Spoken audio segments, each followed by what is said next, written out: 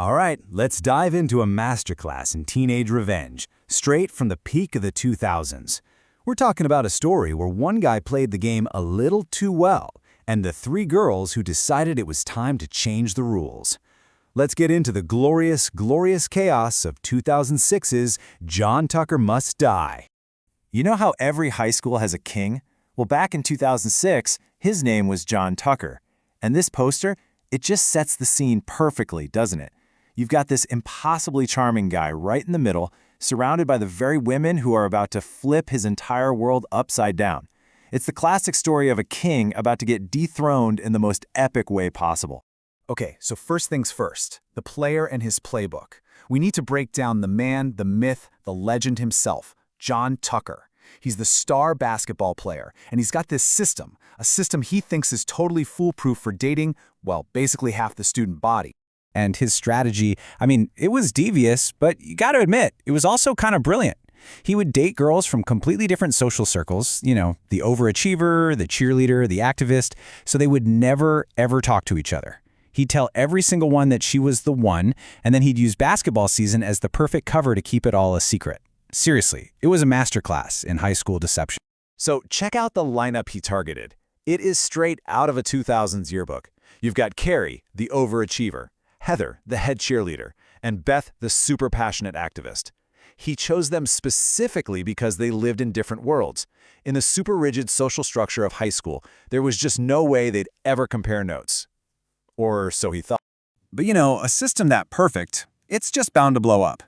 This is where we get to the moment the whole thing collapses, and how this incredibly unlikely team comes together with one single, destructive goal in mind. And of course, where else would this all go down but in the great equalizer of high school gym class? A simple volleyball game forces Carrie, Heather, and Beth all onto the same team. And that's when they realize they're all wearing the same one-of-a-kind gift from John. Boom, the playbook is officially out in the open. Okay, so to take down a guy like John Tucker, the girls need an inside agent, someone he doesn't see coming. So enter Kate Spencer. She's the new girl, so she's practically invisible to him. But from her job as a waitress, she's seen his whole scheme play out. For the girls, she is the perfect secret weapon. And this, my friends, is where the movie really kicks into high gear. The revenge plan evolves. They're not just trying to pull simple pranks anymore. Oh no, this becomes a much more ambitious and way more devastating mission. They're going for a full-on emotional takedown. And their plan is just so methodical. Step 1, the classic 2000s makeover, obviously. Step 2, put Kate right in his line of sight by getting her on the cheer squad. But the real genius here is step 3, the hook. By playing hard to get, Kate becomes the one girl John Tucker can't have, which of course makes him completely obsessed. It's all leading to one epic public humiliation. Now you gotta remember, this wasn't their first idea. Their first few attempts at revenge, like messing with his gym supplements, they all backfired. Big time. In fact, some of them actually made him more popular. So they had to escalate. They realized that to really hurt a player like John Tucker, you have to beat him at his own game. So, the plan is in motion. Kate is doing her thing, successfully reeling John in. But, well, this is where things always get complicated. And then, bam, the biggest complication you could possibly imagine. While Kate is supposed to be breaking his heart, she starts to see a different side of him. And she actually starts to develop real feelings for him. The entire mission is in jeopardy because their secret weapon is starting to think the target isn't so bad after all. But right when Kate is having second thoughts, the girls hit her with this. It's a secret recording of John in the locker room, bragging to his friends with this ridiculously cocky line. This is the exact reminder Kate needed of who she was really dealing with. Her resolve is back, and the plan is a go. Which brings us to one of the most legendary scenes in the whole movie, the thong incident. The setup is perfect for maximum humiliation, but he climbs into the wrong hotel room. And in a move that just proves how untouchable this guy is, he totally spins it.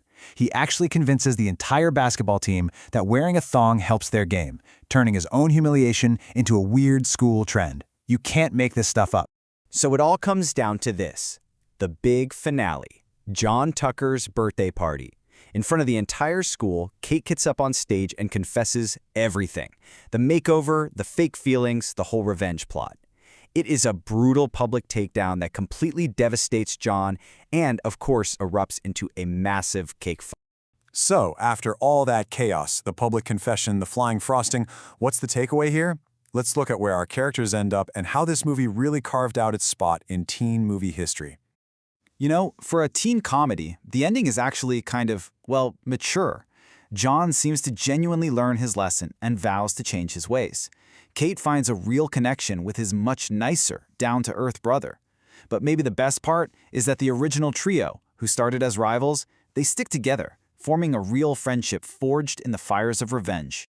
And that brings us to the film's legacy, because this is one of those classic cases where critics and audiences were totally split. Critics kind of dismissed it as just another teen movie, but audiences? Oh, they absolutely loved it. It was fun, it was relatable, and it was the exact kind of satisfying revenge fantasy people were looking for. And hey, the numbers don't lie. Check this out. The movie was made for a pretty small budget, just $18 million. And it went on to pull in nearly $69 million worldwide. That's almost 4 times its budget. That is a certified box office hit, and it just proves that sometimes the audience really does know best. So when you put it all together, the cake fight, the thong, the iconic one-liners, and a story about friendship born from betrayal, you gotta ask, right? Was this perfectly over-the-top formula the ultimate recipe for a 2000s revenge classic? Let me know what you think. Thanks for tuning in.